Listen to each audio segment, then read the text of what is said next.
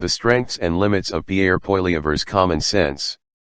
If an election were held tomorrow, polls suggest Pierre Poilievre would defeat Justin Trudeau and become the 24th Prime Minister of Canada.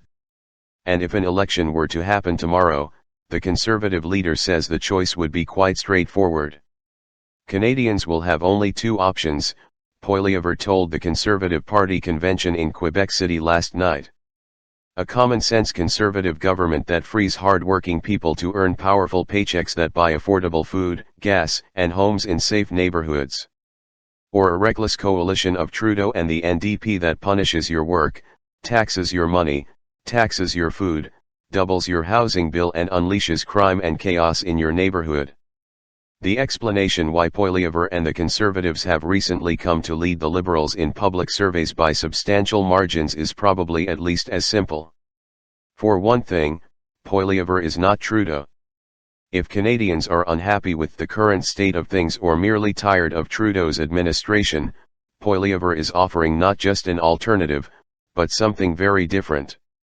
More importantly, Poilievre is promising that all the things that currently seem to cost too much, your mortgage, your rent, gas, groceries, would cost less if he was in charge. This is what Poilievre spends most of his time talking about these days. Probably because this is what most Canadians are most worried about right now. Poilievre does not have as much to say anymore about the things he used to talk about. There was nothing in his speech on Friday night about wokeism or elites or the liberal media. He didn't mention the Freedom Convoy or extol the virtues of cryptocurrency. He didn't repeat his vow to fire the governor of the Bank of Canada. There was only a winking reference to the World Economic Forum. He didn't even call the Prime Minister a Marxist, which he was recently recorded doing while door-knocking in a by-election. Savvy pundits would call this a pivot. But Poilievre preemptively dismissed such a thing in an interview last year. "I am who I am," he told the Calgary Sun. What Poilievre is talking about now are all the things the Trudeau government is struggling to find simple answers for: inflation, housing, and what has euphemistically come to be known as the cost of living.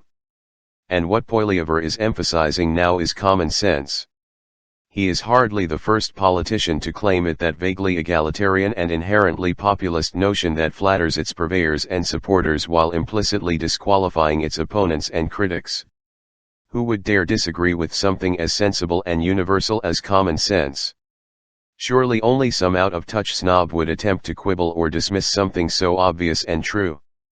Wielded by Poilievre, common sense is no doubt meant to contrast with the ideas and schemes of Trudeau and the Liberal government.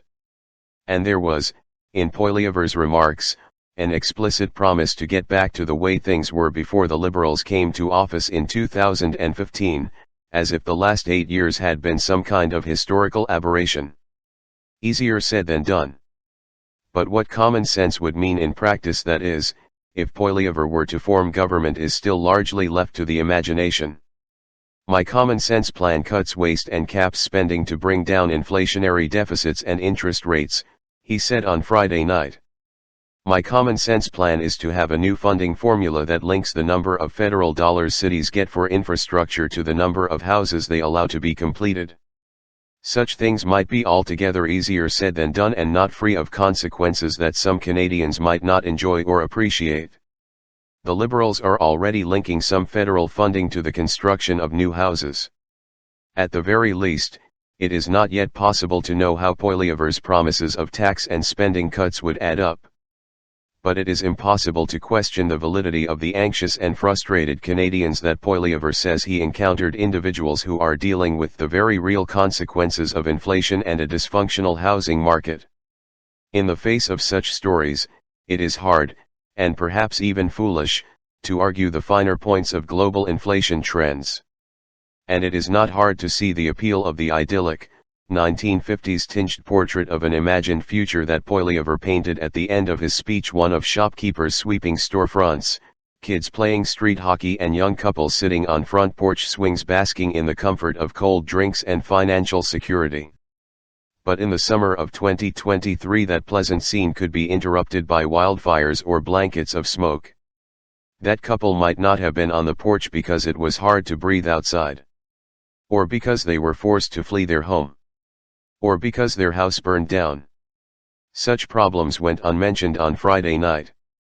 And Poilievre's climate-related commitments remain scant. He is strident in his desire to axe the federal carbon tax, and he would also repeal the clean fuel regulations.